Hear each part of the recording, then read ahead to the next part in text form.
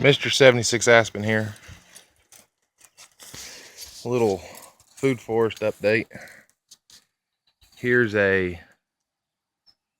pear I just got. It should see. Let's see what it is. There's the information. I believe that's the only card it has on it. You know, all the recommended blah blah blah. Asian pear. You know, sterile, doing the tire and mulch and all that. These trees that I got had my mint. Mint's doing really good. Next year I'll get strawberries. I usually get every other year strawberry. But yeah, if you look around, you know, it's what happens when you don't mow your yard for like 2 years. But anyways, here's another one of the trees that I just got. You know, need to put a little bit more mulch in there. Kefir, nice little pear. Most of these actually had fruit on them. They were already fruiting when I moved in. Here's a, it's hard to tell because of the grass, but that's a black walnut from the black walnut right there.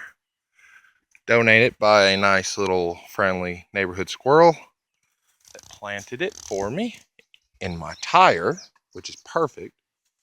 So that just shows, you know, if you put something out, you know, nature will help work with you. There's another one. That one's been growing for a bit. So I'm gonna have a few more black walnuts running around here. That'll be nice. Little cedar. That's the one that turns purple in the winter. Like, I still don't know what it's called. And there's, you know, redbud there. Behind those trees there, that whole hill is nothing but redbud. Now I got black locust all over the place. I'm out here barefooted, so I'll probably get locust in my foot. But where's that tire? Disadvantages of never mowing your grass. Oh, there's the tire. Right here, there's that pomegranate. See, it grows so tall, but then every winter it dies back. Honestly, it'll probably never produce anything, but I'll try to let it grow as long as it'll grow. Then I got another one over here.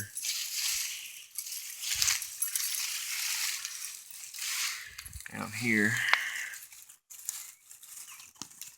See, it's just got a little growth on it, very little down in there, right here.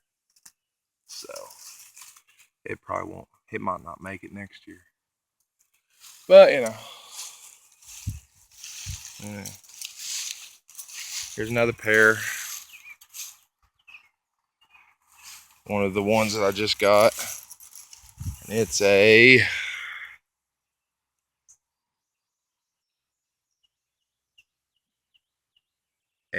yeah, well, you can read it. Anyways, there's that one. Looks like it could use a little water. I have to try to water it tonight. Since they're fresh, they still need to be babied a little. Then here's another pear. Same tire style stuff, blah, blah, blah.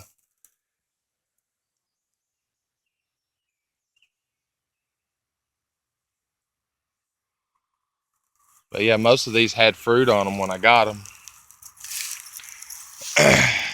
And a mix of all that blackberry is one apple. Here's the other apple. Mulberry. Loaded with mulberries.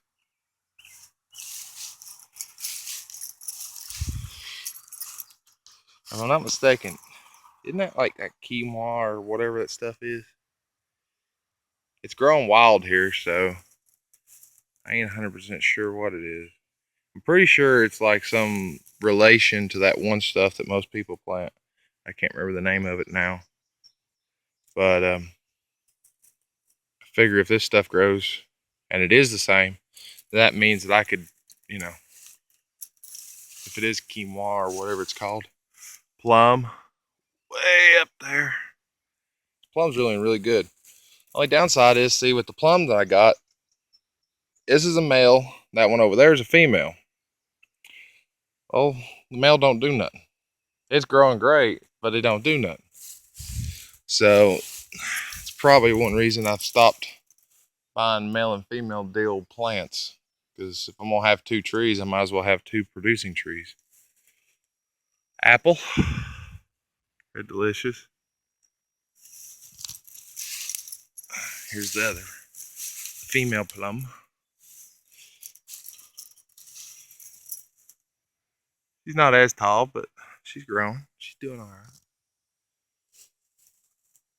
I've been thinking about doing some berms. So I think I'm gonna do a berm down through here to catch the runoff, because the water comes down over yonder, down, and runs this way, and runs out that way. Well, I put a berm here, that's at least gonna slow the water down here. And I'm thinking about putting a couple other berms up through there, and maybe one berm right across the bank where the neighbor's field for his hay meets my property. And that will soak his property, but the water will go down into the ground and then underground reach all of down here. Now all those right there, all black locusts, cottonwood, you know, just a bunch of variety. Now on the black locust, I watched a dude, he used his black locust to plant his grapes and his climbing plants. And I'm thinking about doing that myself. Just plant climbing plants where the black locust is, and the climbing plants will climb the black locust, so you get the nitrogen fixing, plus you get the, you know, nice tall trees for the all that. You see where the ground contours down, all the rainwater from up there runs down through here and runs out through that way. By putting a berm there, some berms down through here, that'll slow the water down and give it some time to soak in. Got some puppies.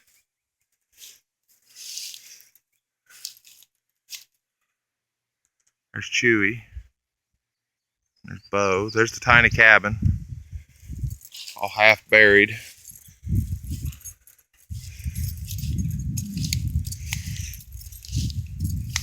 Got raspberries and everything all over the place. Actually, I got blackberries right here. So that's the thing about this natural stuff just growing. I got grapes growing right there. Some of them are doing pretty good, some of them aren't. And the outhouse is over that way. But get over here to some of these other trees, get a view of those through the puppy pen, or lack thereof, the puppy pen.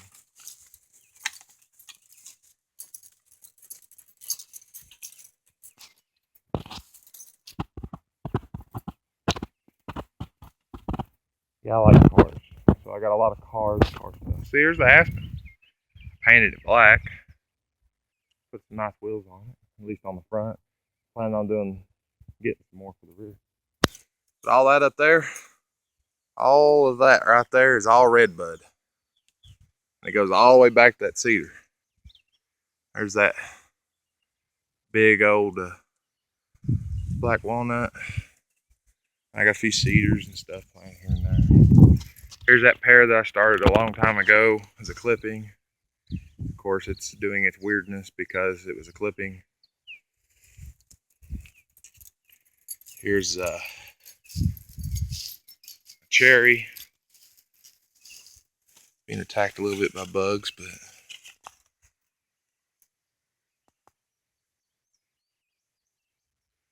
nice little cherry. I actually ate some cherries off this year. I got like 12 cherries off of it, which were really good.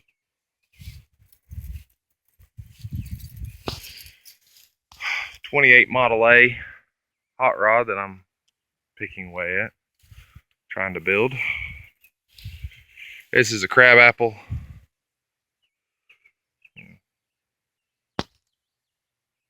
Crab apple, doing pretty good.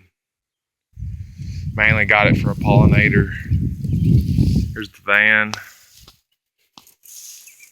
I really need to just pick up my trash.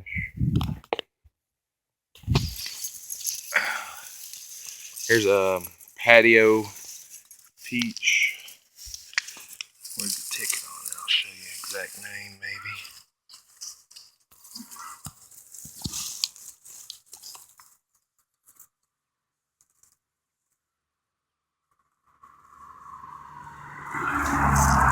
It's actually got little fruits on it. I don't know if they're edible. Guy I got it from, he said he didn't know because it's more of an ornamental, but I would say it probably produces something. And if I can't eat it, there's an animal out there that can, so it works out.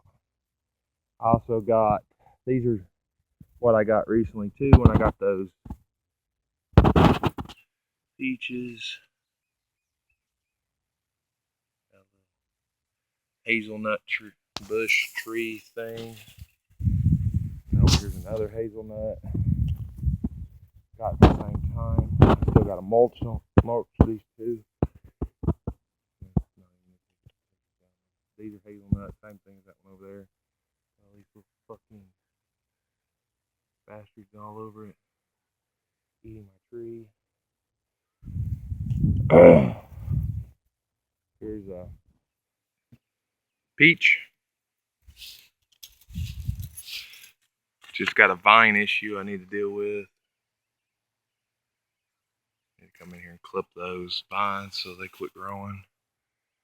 But she's growing, doing pretty good. It had actually a couple little fruits on it, but I think it kicked the fruits. Or something got the fruits before they even got ripe or something. Well, maybe not. Nope, that's a leaf. That was a dried up fruit. Oh, there's one. There's a needle one. So it did have fruit, it just, they didn't develop, they didn't do nothing. Might have been the vine thing climbing it, hurting it. So I'll probably have to deal with that. And I got some cedar, little short patio kind of cedar-ish things over here. You know, down through there, just kind of outlining the property. But just a little of everything. There's the 72. More of that quinoa stuff. And no idea what this is. I figured nature knows more than I do, so if it's here, it's probably here for a reason. And if it ain't in my way, I'm not worried about it. But yeah, a little pond down there made out of the bathtub. It's still got fish in it, so it's doing pretty good. Need to actually get me some tilapia or something to stick in there, so I have a functioning fish, a useful fish. Goldfish just ain't too useful. But yeah, slowly picking away at it. Honestly, instead of building the Model A, if I just stuck all the money from the Model A into fruit and stuff, this place would probably be covered by now. But thanks for watching. Subscribe, blah blah blah, you know. See.